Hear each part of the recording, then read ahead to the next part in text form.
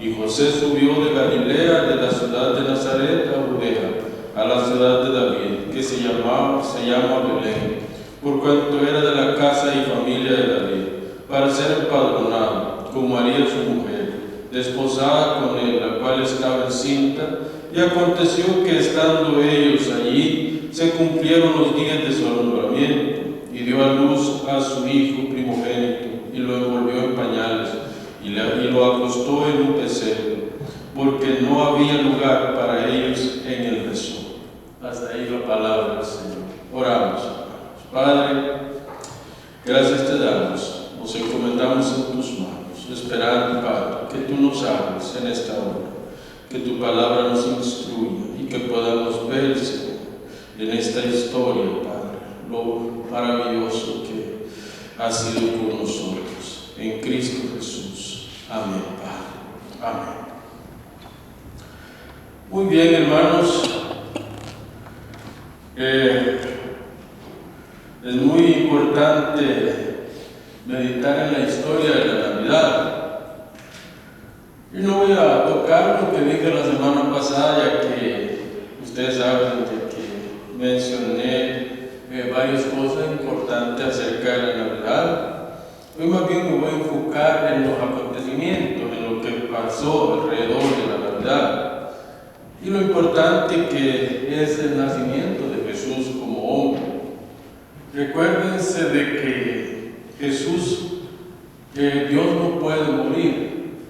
Era necesario que naciera como hombre para poder morir en la cruz por nuestros pecados. Digamos de que esa es la base fundamental de lo que Dios vino a hacer por nosotros. El nacimiento es un acontecimiento histórico importantísimo para la fe cristiana, porque esto define dos cosas importantes acerca de Jesús.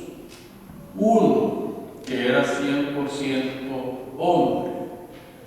La resurrección nos muestra a nosotros algo glorioso. Jesús es 100% Dios. Por esta razón resucitó. Entonces el Dios hombre desciende del cielo para entregar su vida en favor de nosotros, para ponerse en nuestro lugar. Yo, hermano, que nosotros muchas veces pensamos que quien llevó a Jesús a la cruz fueron los romanos, fueron los principales de Israel, pero en realidad el que llevó a la cruz a Cristo fue su Padre, nuestro Padre.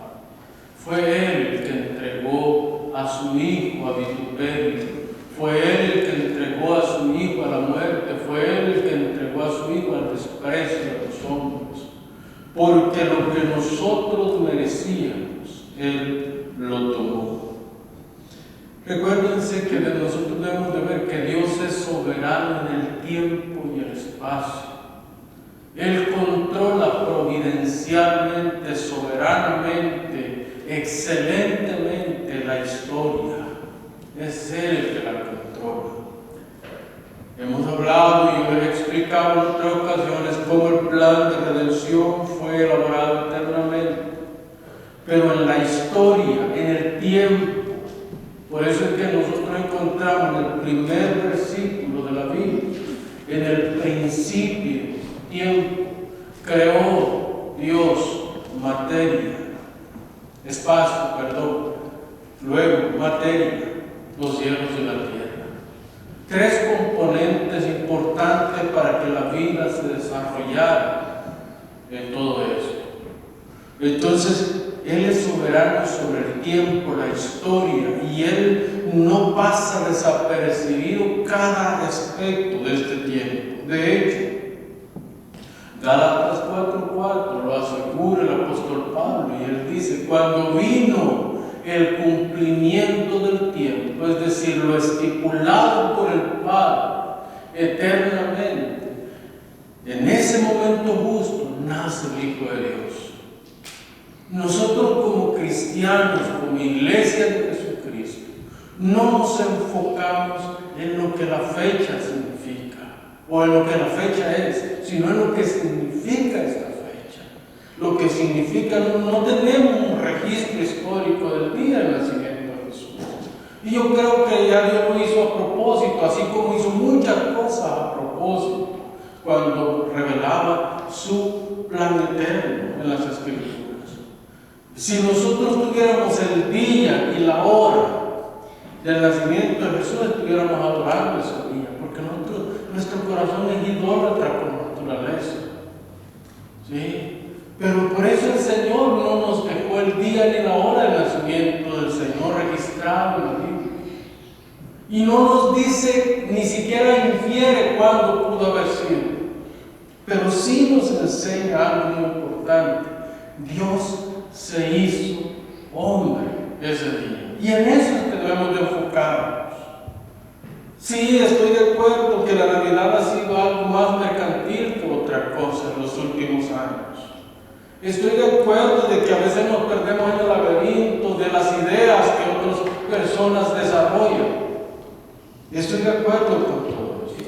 Pero no nos enfoquemos en lo que la gente piensa acerca de la Navidad, sino que enfoquemos en lo que significa para nosotros el nacimiento del Salvador. Hermanos, la historia redentiva comienza en Edén. La historia redentiva se desarrolla en tres aspectos de la historia de redención en Edén: creación, caída y restauración.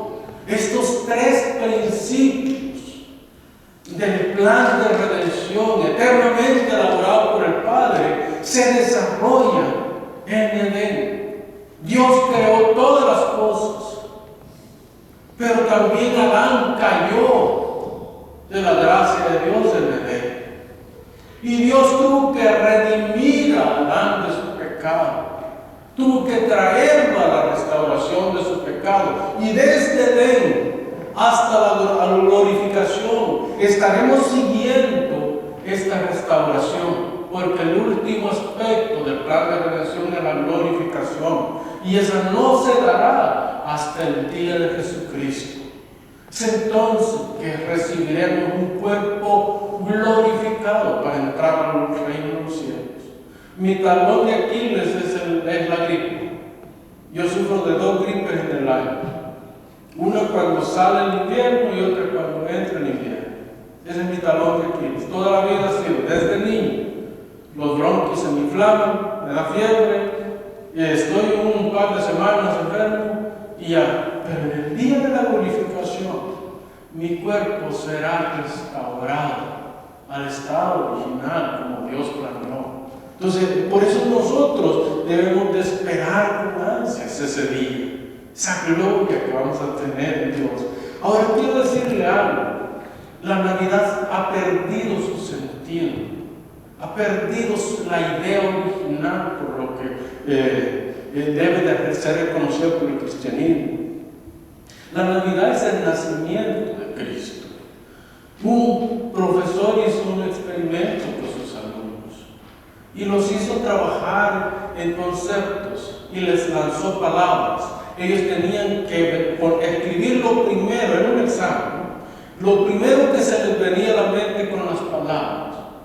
Y les habló de teléfono, llamada, les habló de libro, lectura, les habló de la Navidad. Puso Navidad. ¿Y sabe qué es lo que respondieron todos sus estudiantes?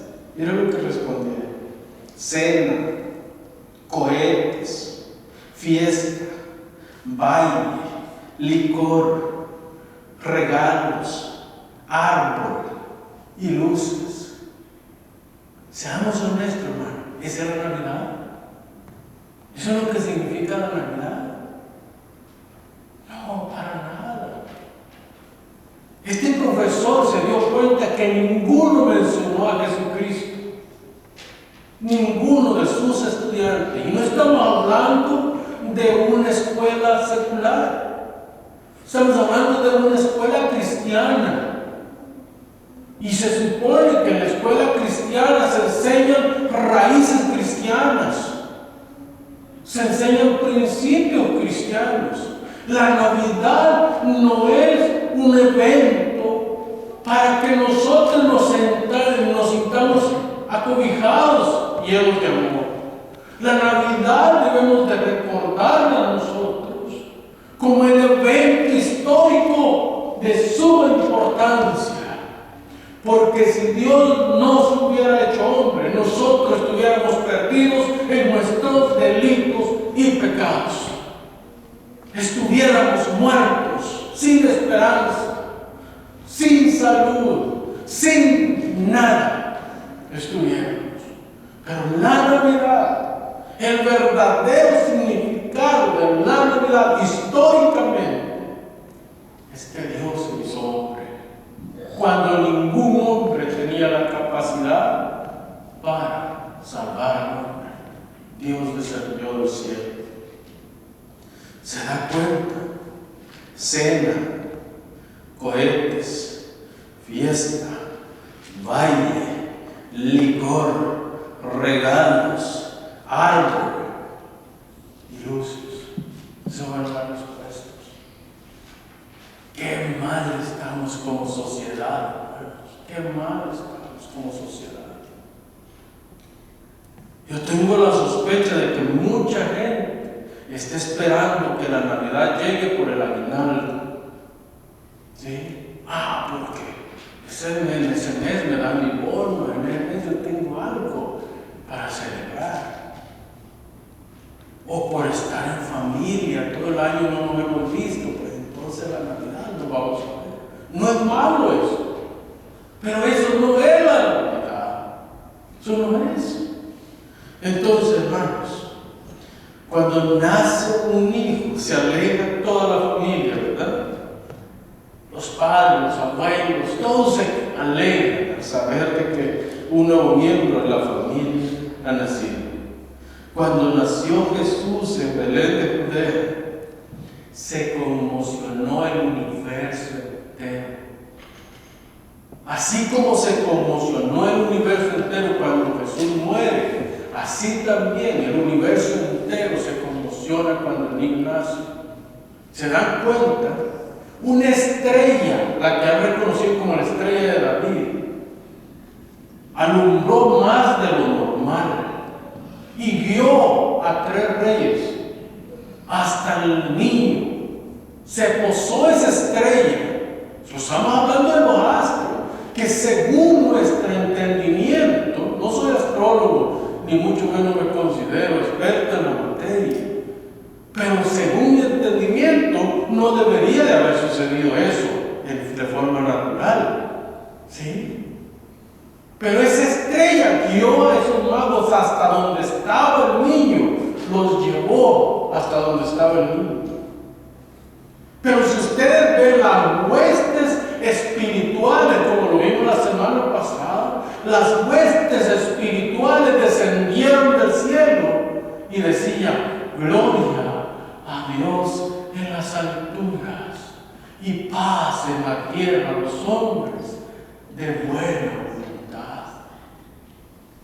O sea, los ángeles no pudieron quedarse callados con este acontecimiento y tuvieron que venir a la tierra y empezar un himno glorioso como el himno que cantamos nosotros, el segundo himno. Gloria, gloria. Los ángeles proclamaron la gloria de Dios y los pastores fueron enviados. Es curioso, hermanos, que los pastores eran prácticamente lo más impuro de la sociedad judía. Pero es a los pastores que se les revelan los ángeles. Y son enviados y se les dan directrices. Van a encontrar al niño acostado en un pesebre, así. Vayan, adórenle. Y los pastores llegan con nuevas de gran gozo a José y a María. Y se regocijan con ellos. Y el niño está acostado ahí. Me imagino que era un niño como todos los recién nacidos, normal. Sí, pero había algo más importante en este niño. Era Dios con los hombres. Hermanos amados, la estrella de David pudo emitir resplandor. Así que la historia de la Navidad es acerca de Jesús, cerca de Dios. Y no es un asunto religioso, no es un asunto de fanatismo. Hay gente que condena lo que celebramos la Navidad. No celebramos la Navidad. Hay gente que condena lo que lo celebramos. Hermano, eso es fanatismo. No es pecado. Es más pecado juzgar a las personas por lo que hacen. Ahora, si usted no la celebra, ¿cuál es el problema? No tengo problema con eso. Con que no lo celebre. Vuelvo y digo, nosotros no celebramos un día, celebramos a Cristo, el recién nacido. La pregunta es, ¿ha nacido Cristo en su corazón? Esa es la pregunta que debemos hacer. ¿Ha nacido Cristo en mi corazón verdaderamente en el centro de mi vida? Porque si no lo es, tenemos un grave problema. Y debemos de tener al Señor. Hoy muchos se pierden del laberinto, hermanos, de la religiosidad, anunciando como verdad con cuentos mitológicos que algunos extremistas religiosos, y sin escrúpulos, porque no tienen ningún conocimiento, pero juzgan a los demás sin ningún escrúpulo. No saben, no conocen la historia, no conocen la parte bíblica, no conocen nada, pero sí pueden juzgar a los demás. Por ejemplo, hermanos, estos espiritualistas aseguran que la Navidad es pagana. ¿Cómo puede ser pagana la Navidad, hermanos, si es el nacimiento de Dios? Podrá ser pagano el 25 de diciembre, si quiere ponerlo de esa manera. Pero la Navidad no es pagana, la Navidad es el nacimiento de Jesucristo como Salvador. Hermano, la Navidad significa etimológicamente el nacimiento. Sí. Así que independientemente si fue el 25 de diciembre o no fue el 25 de diciembre, lo importante son las buenas noticias que nos trae a nosotros la Navidad. Aconteció en aquellos días, así comienza Lucas el relato de la Navidad, que se promulgó un edicto de Augusto César. Investigue quién era César y se va a dar cuenta de que era un hombre pagano, por supuesto, pero este hombre está cumpliendo el plan de Dios. Los gobiernos de la tierra no son puestos por gusto, son puestos por Dios para desarrollar su agenda. Ellos creen que están desarrollando su propia agenda. Los gobiernos piensan que están desarrollando su propia agenda, pagando posiblemente, pero de alguna manera Dios enlínea todo para que se cumpla el propósito de Dios. César pensó, bueno, yo necesito saber cuánta población tiene Israel en esta fecha. Pero Dios utilizó esto porque José y María vivían en Nazaret y el profeta no había profetizado que en Nazaret iba a nacer Jesús. El profeta había profetizado, Miqueas había dicho en el capítulo 5, verso 6, había dicho que Jesús nacería en Belén de Judea. Tú, Belén, Efrata, la más pequeña de las ciudades de David, de ti nacerá el legislador. César promulga el edicto, ¿para qué? Para que José y María descendieran 120 kilómetros de distancia para que Jesús naciera en Belén de Judea. Ahora, ustedes, hermanas, que son madres, saben lo que significa eso. El movimiento del viaje, la agitación del viaje, el ejercicio del viaje, iba a aligerar o no el parto, el nacimiento. Eso iba a suceder. Lo curioso para que, como también el profeta profetizó, no se halló lugar donde posara él. Profecía tenía que cumplirse. Entonces todos los que venían a empadronarse de diferentes regiones llenaron los mesones de la ciudad. No había lugar para el Señor, había lugar para todo el mundo que venía a empadronarse. Hermanos, reflexionemos en esto. Había lugar para todo el mundo que descendió de diferentes regiones a empadronarse. Pero no se encontró lugar para el Salvador del mundo. ¿Se dan cuenta de lo que eso significa? Todos encontraron donde pasar la noche. Y José no venía pidiendo que le regalaran el cuarto de hotel para la noche. Él iba a pagar por ello. Pero todo estaba lleno. Todo el mundo tuvo oportunidad de descansar feliz esa noche, menos el Salvador del mundo. El Salvador del mundo tuvo que ir a una cueva al nacer, porque no se halló lugar para él en el mesón. Reflexiona en eso, hermano. Reflexiona en eso. Porque es Dios el que está dirigiendo la historia, porque la profecía bíblica estaba dicha y tenía que cumplirse. El Señor dice: yo no he venido a abrogar lo que se habló de mí. Yo he venido a cumplir al pie de la letra todo lo que se habló de mí. Todo. Sin que quedara nada. No se halló lugar para él. Y dicen algunos historiadores que fue uno de los mesoneros el que le dijo: mira, las afueras de la ciudad hay un lugar donde puedes posar y puedes llevar a tu mujer a dar a luz tranquilamente. Hermanos amados, César, sin pensar, estaba siguiendo la agenda de Dios. Otro personaje que se menciona es Cirenio. Dice que era el gobernador de Siria. Muchos han vaticinado acerca del nacimiento de Jesús entre el 5, el 4 o el 6. Es muy posible. Herodes murió, porque este es otro personaje importante en la historia. Herodes murió el 4 antes de Cristo. Y Herodes, los magos, como son reyes, tienen que pasar primero a ver al rey de la provincia, de la región. Entonces ellos pasan a darle presentes al rey Herodes y le comentan: hemos venido siguiendo la estrella que nos va a guiar al Mesías, al rey de Israel. Y como Herodes tenía una agenda también, Herodes quería que sus hijos fueran reyes.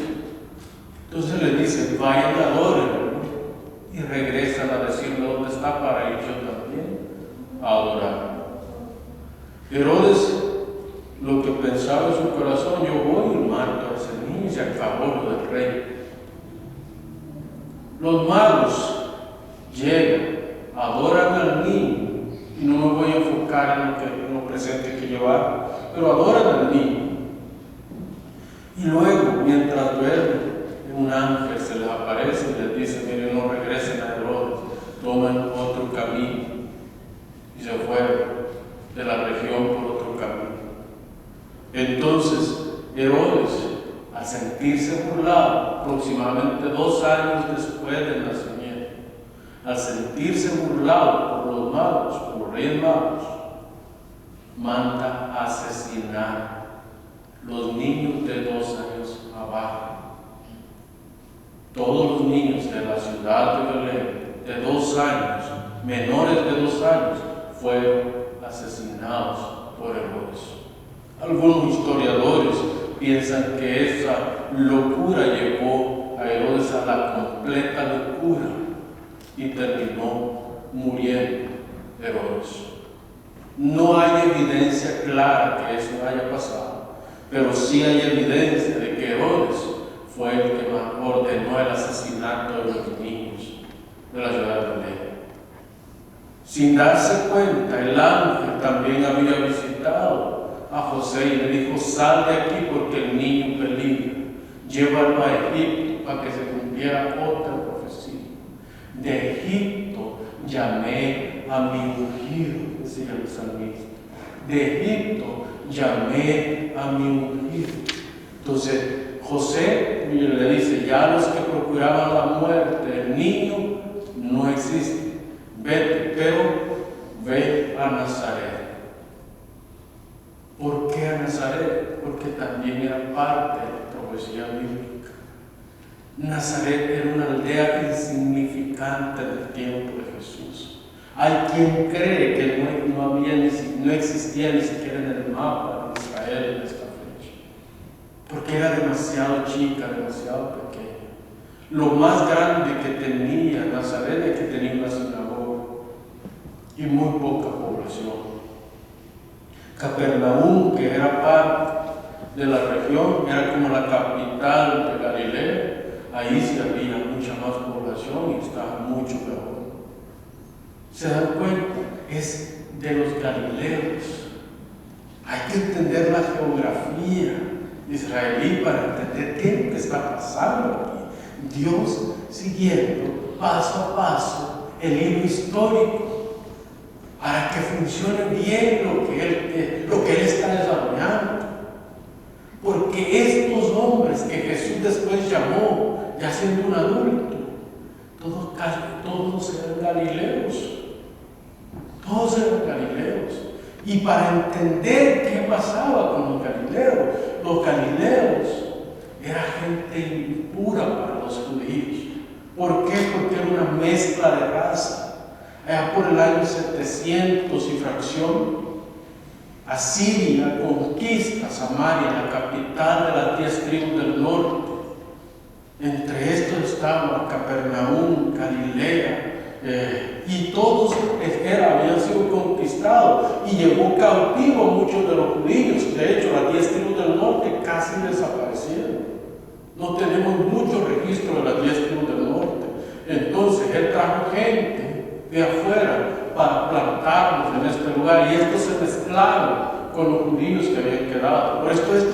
Por esta razón, los judíos o los galileos era gente impura para los israelitas y los apaleaban. Cuando los galileos venían a Jerusalén a presentar adoración a Dios, les pegaban unas grandes palizas, porque era gente impura y no eran recomendables que estos impuros, porque eran mestizos, y queremos llamarle así, venían a adorar cuando eran una mezcla de razas las que venían. Y recuerden que solo los judíos puros podían adorar en Jerusalén.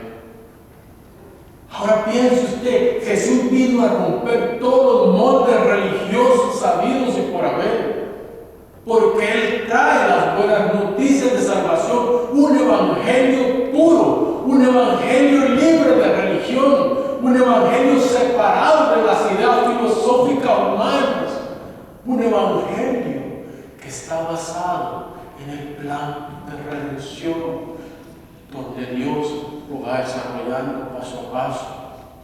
Jesús llama para los judíos a hombres inmundos para que sean los portavoces del evangelio.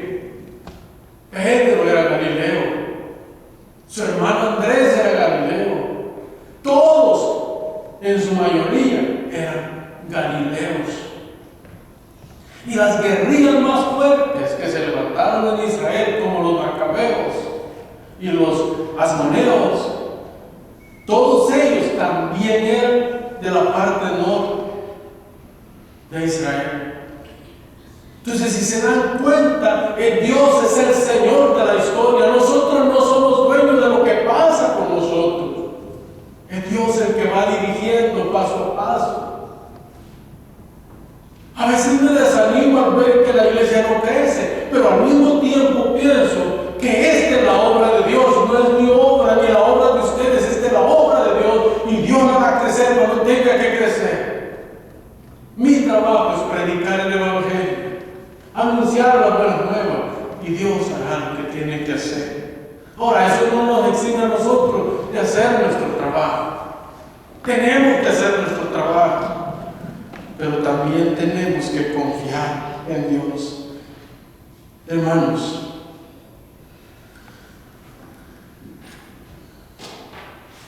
Herodes asesina a los niños. Dios lo manda a Jesús, va a Nazaret, porque de Nazaret tenía que venir el libertador. Cirenio está jugando un papel fundamental en todo esto. Y hay mucho problema a veces para interpretar estos versículos, porque dicen que Cirenio sirvió en el año 10 después de Cristo, sirvió como gobernador de Siria. Pero también hay registros históricos que él fue un tipo de gobernador, porque era como el general del ejército asirio cuando el tiempo de Jesús. Entonces tenía autoridad como de un gobernador. Entonces Cirenio sirvió en 2 ocasiones, una aproximadamente en el año 6 a.C. y otra vez ya como gobernador en el año 10 después de Cristo. Entonces, para más o menos aclarar el problema que hay. Ahora veamos, el nacimiento de Jesús tiene que ser virginal. Isaías 7:14 nos enseña: y una virgen concebirá y dará a luz un niño, y llamará su nombre Emmanuel. En la profecía estaba dada. Cuando el ángel habla con José, ¿qué es lo que le dice? Mira, hay 2 nombres, ¿verdad? Y lo vimos un poco la semana pasada. El nombre Jesús y el nombre Emmanuel. Jesús significa Salvador, alguien que salva. Ese es el significado del nombre Jesús. Entonces el ángel le dice: le pondrás por nombre Jesús, porque él salvará al pueblo de sus pecados. Luego también le dice: y llamará su nombre Emmanuel. ¿Qué quiere decir? Dios con nosotros. Así que si una persona se llama Emmanuel, significa Dios con nosotros, su nombre. Y esto es importante, hermano, porque los judíos tenían mucho cuidado al nombrar a sus hijos. Nosotros no nos importa, hermano. Nosotros le ponemos el nombre que nos ocurre a los hijos. Una señora que no sabía leer le dijo: póngame no fumar. Así se llamó el muchacho. Lo que está en ese letrero, ese póngame el niño. No fumar, sí, ese póngame. Así se llamó el niño toda la vida. No fumar. No sabemos nosotros los hermanos. Ni siquiera investigamos qué raíz tiene ese nombre. Le ponemos lo que se nos ocurre a los niños. Los hebreos no eran así. Ellos le ponían el nombre, un nombre que tenía un significado. Vean, si gustan, leer Génesis con la descendencia de Jacob. Y los nombres de los 12 patriarcas fueron meticulosamente escogidos según la situación que estaban viviendo la familia. Y así significa cada uno. Así que hay que tener cuidado con eso, que Dios es el que escoge incluso el nombre del Salvador. Y vimos que María estaba desposada en todo esto, ¿no? Hermanos, la gloria del nacimiento es esta. Es un acto de amor, es un acto de bondad, es un acto de misericordia, es un acto de gracia sobre gracia. El nacimiento no es cualquier cosa, es Dios con nosotros. Dios nos dio a su Hijo. ¿Cuántos de nosotros, hermanos, no sabemos que delante de Dios nosotros somos una escoria? Pero por Cristo nosotros se nos ha dado dignidad, se nos ha dado esperanza. Nosotros debemos de ir a Dios todos los días con acción de gracias, ¿Por qué? Porque su santidad fue aplicada a nosotros por la obra de Cristo. No es por otra cosa, hermano. Así que si cuando le digan a usted que la Navidad es pagana, díganle que no es pagana. Que la Navidad es el día cuando Dios se humanó y nos dio seguridad a nosotros. Con esto termino, hermano. Jesús nació en el tiempo justo, de la familia que Dios había escogido y bajo las circunstancias que Dios había escogido, las que tenía que nacer. ¿Para qué? Para que este nacimiento fuera lo que ahora es para nosotros. Hermanos, aún el pesebre estaba preparado para su nacimiento. Aún el pesebre fue escogido por el Padre. Y Jesús lo dice cuando un rico viene y le dice: mira, yo quiero seguirte. Y él le dice: ok, ¿me quieres seguir? Está bien. Vende todo lo que tienes y dáselo a los pobres. Y el hombre le entristeció y no quiso seguirle más. Hermanos, ¿por qué dice el Señor esto? Porque el Señor le dice: yo no tengo ni dónde recostar mi cabeza. Las horas tienen guaridas. Los animales tienen un lugar de reposo. Yo no tengo ni dónde recostar mi cabeza. Vende todo lo que tienes y sigue. Y el hombre dijo que no. ¿Por qué?